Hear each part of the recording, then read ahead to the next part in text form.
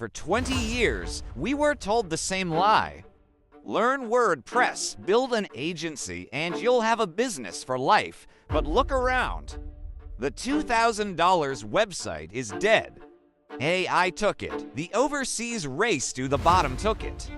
And if you're still clicking Install WordPress in 2026, you're already a ghost. I've spent the last 3 years leading senior development teams. I watched as the old models crumbled.